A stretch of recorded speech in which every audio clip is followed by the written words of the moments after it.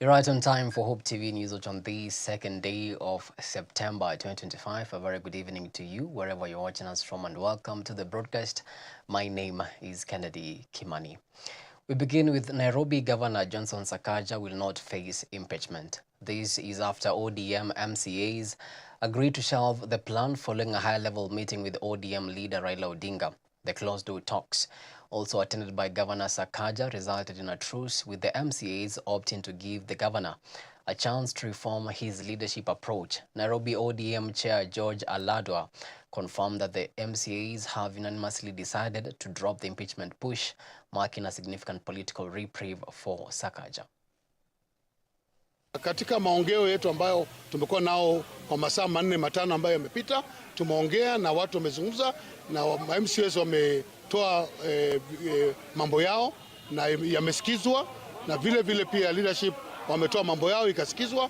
Kwa hivyo kwa kauli moja tumekubaliana kwamba hiyo impending impeachment iahirishwe na itolewe, na sasa tumekubaliana governor aendelee na kazi na vile vile ajumuike na akapewa pia marekebisho ambayo anafaa kufanya katika uongozi wake katika kaunti ya Nairobi. Na pia governor ametoa malalamiko yake na vile vile akaomba msamaha kwa wale MCAs wote, na tumekubaliana kwa muda wa mwezi moja yale marekebisho yao yamefanywa na tuone mji wa Nairobi ikiendelea. Tumesema ututaki siasa mbaya katika mji wa Nairobi. Kwa hivyo governor ana uhuru wa kuendelea kazi yake hata kwa na impending impeachment ambayo itakuwako imewekwa.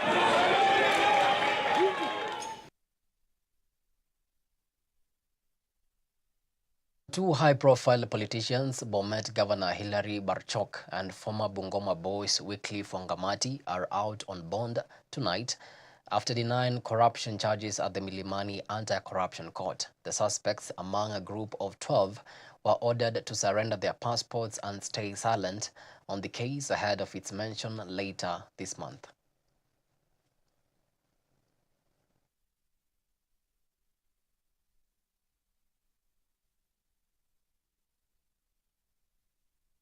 The Ministry of Health has reversed its earlier decision to confirm universal health coverage staff on permanent and pensionable terms. Following a consultative meeting between ministry officials and the Council of Governors, both parties agreed to form a special committee tasked with addressing the various health-related challenges facing county governments. The Council of Governors and the Ministry of Health will work collaboratively to resolve all pertinent issues concerning UHC contracts, and we agree that their contract runs until the end, which is for most of them April, May 2026. But in this intervening period, we pay them at the SRC rates using the money that the ministry has. The transition, the issue that is pending is for us to transfer and for the counties to do permanent and pensionable. The money must be factored in and seen in the Division of Revenue Act. The next Division of Revenue Act is next year, financial year. So we have agreed, the money Treasury has provided, so that 7.7 will be transferred and will be factored in and will feature in the Division of Revenue Bill. And that is when the issue of our UHRC finally will be completed.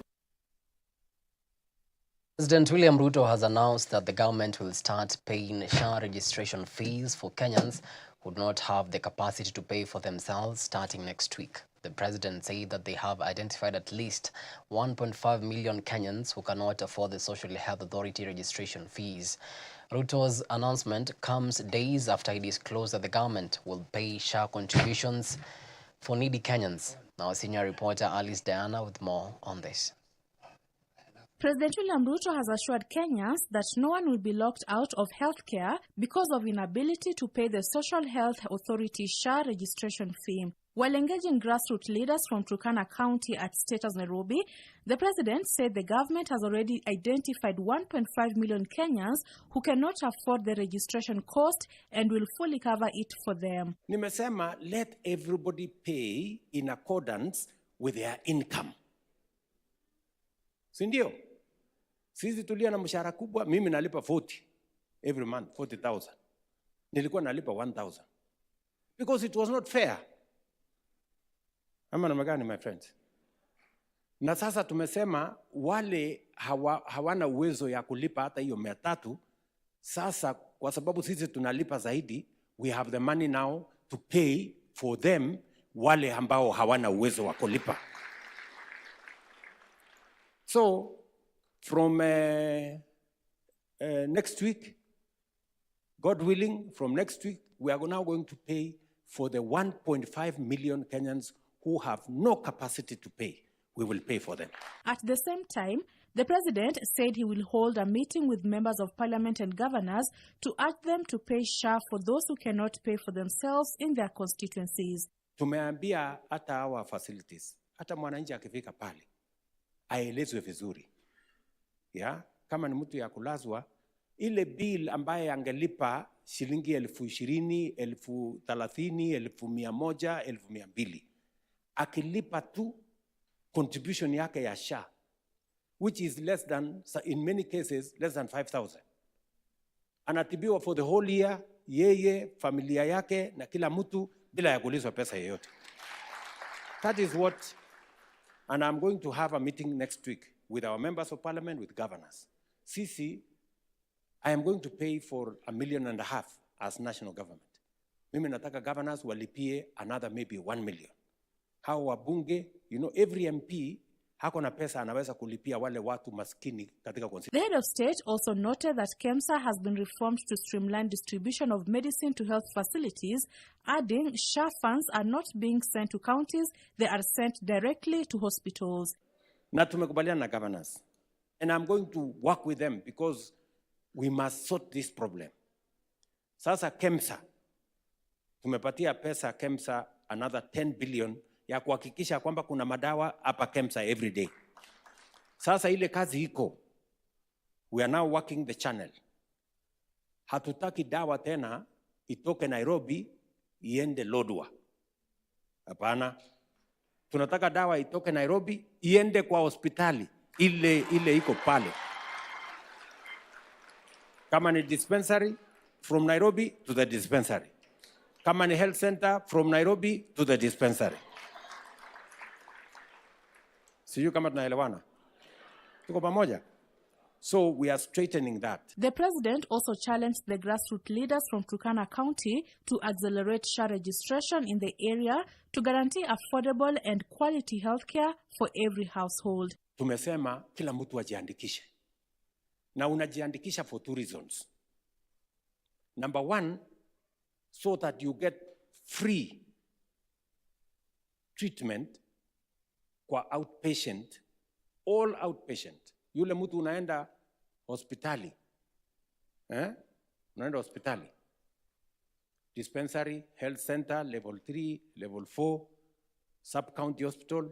Unaenda hapo, unatibiwa, unadungwa sindano, unapatiwa dawa, unaenda nyumbani na usiitishwe hata shilingi moja. You go home.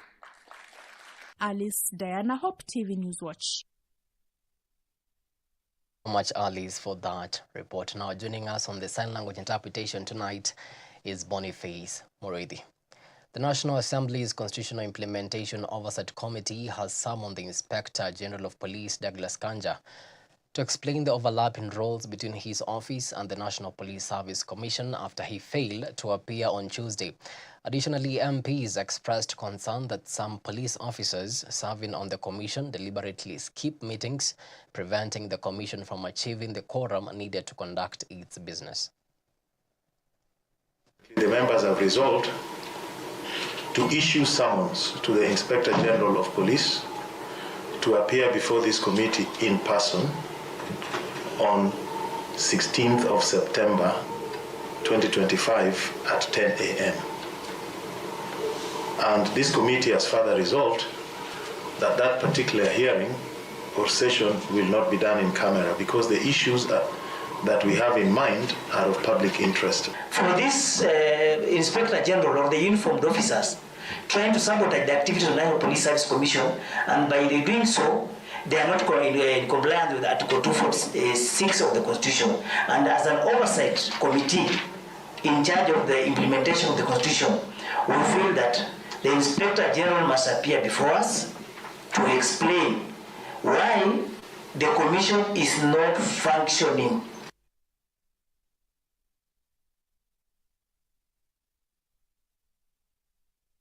From that, and a Supreme Court Judge Isaac Lenaola says political interference and weak prosecutions are major obstacles to justice both in Kenya and internationally. Speaking at a conference on international criminal justice, he stressed that successful cases rely on consistent state cooperation, often hindered by powerful figures, and noted Africa remains underrepresented in shaping global legal frameworks.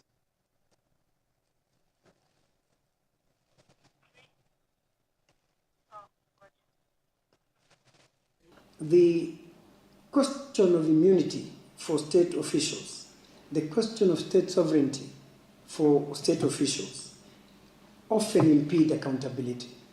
Those who are here during the Kenyan situation cases in 2007 to 2013, and yet nobody's questioning the continued impunity and the defense of immunity by state officials. Civil society in all this work is very important. They are with us in this fight.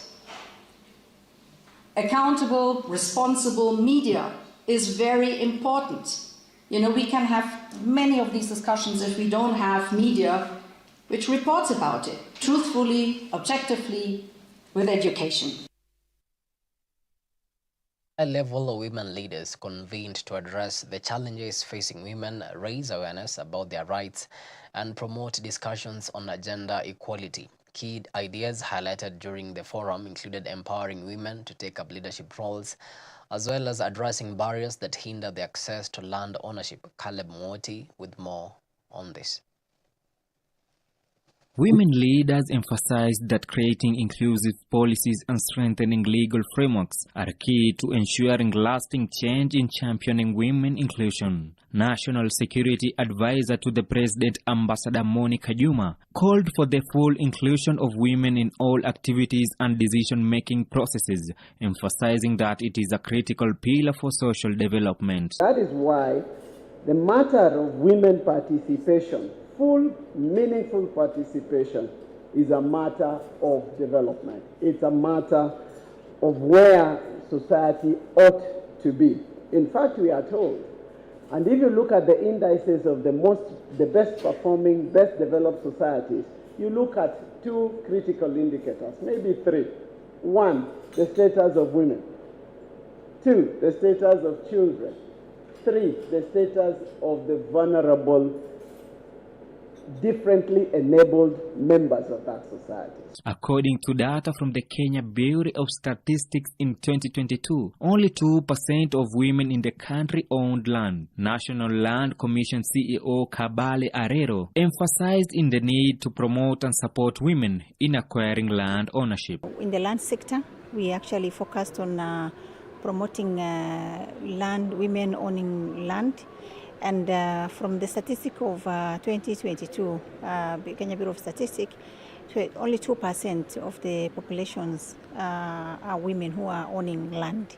So we've made it bold and intentional at the Commission to ensure that we carry out this research, gender and land and gender, and to ensure that we promote number of women owning land. For Newswatch, I'm Caleb Mwoti. Caleb for that report. Now it's exactly 14 minutes past the top of the hour. Time now for a short break, but immediately after, I'll be back with the business and sports news. Stick around.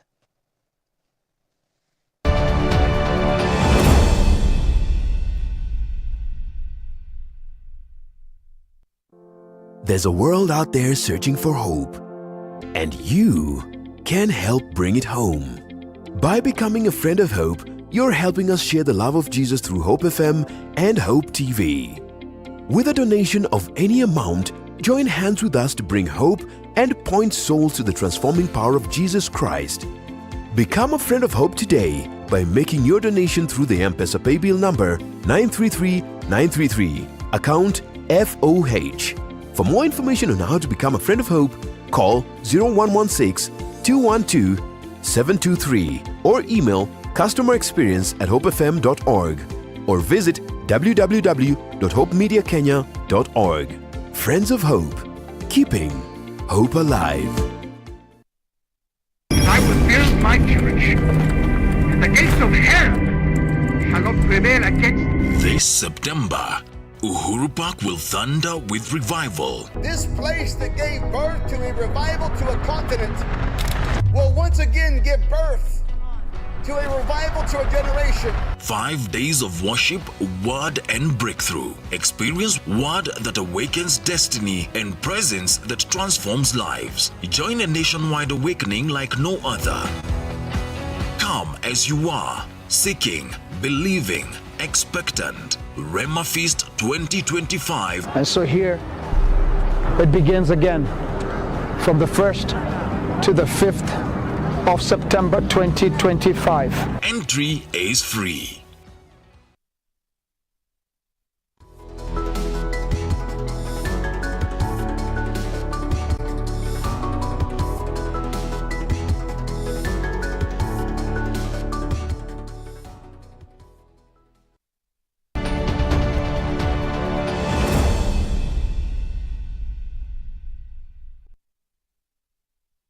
Welcome back. You're watching Hope TV Newswatch. Now let's get down to business. Kenya has signed a memorandum of understanding with China aimed at enhancing trade and strengthening investment ties between the two countries.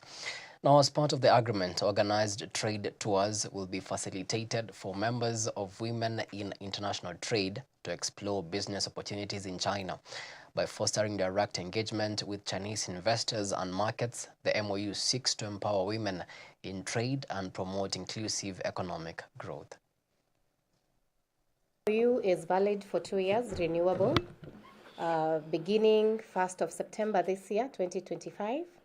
For the next 2 years, we will be working together with ACCS to make sure that industries are developed in Kenya. We have exchanged skills, and we've ensured that women are able to export. This is a renewable MOU. So after 2 years, we will review what has happened, and then we can sign another MOU. China, we want to get engaged with the CEOs in Kenya and in Africa. We want to bring capital, know-how, technology, and experience. So the Organization of Women in International Trade, our mission is to ensure that women get equal opportunity to be able to trade in the global trade space. So what that means is we give our women the tools, which is capacity building. We give them access to the right markets for their produce, and we give them access to better financing for them to be able to grow their ventures. Good? Thank you. We're good.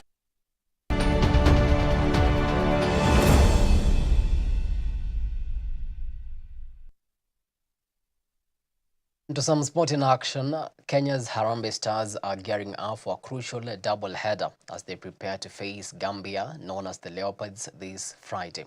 With World Cup qualification hopes fading, the team sits fourth in Group F, trailing leaders Ivory Coast by 10 points. Harambee Stars will look to turn their fortunes around when they host the Gambia on September 5th, that is this Friday, followed by Seychelles on the 9th, that is next Tuesday. Both matches taking place at the iconic Moi International Sports Center in Kasarani.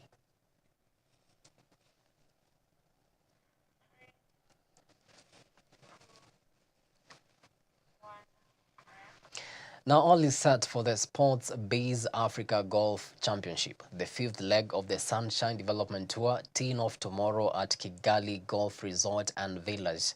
The 54-hole event has attracted 121 golfers from 16 countries, competing for a $25,000 purse and ranking points. Kenya's Njoroge Kifugu and veteran Dismas Indiza headline the local challenge.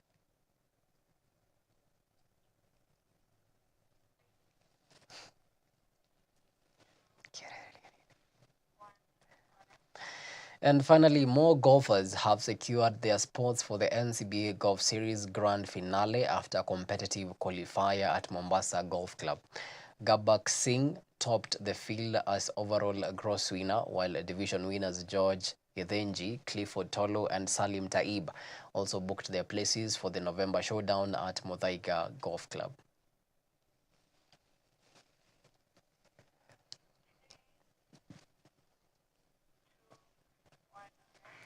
All right, with that, we come to the end of our news tonight. Many thanks to you for making time to watch Hope TV Newswatch. We really do appreciate the value of your time. On behalf of the amazing team that made this bulletin a success, have yourselves a blessed night. My name is Kimani, and Boniface Morethi has been the sign language interpreter.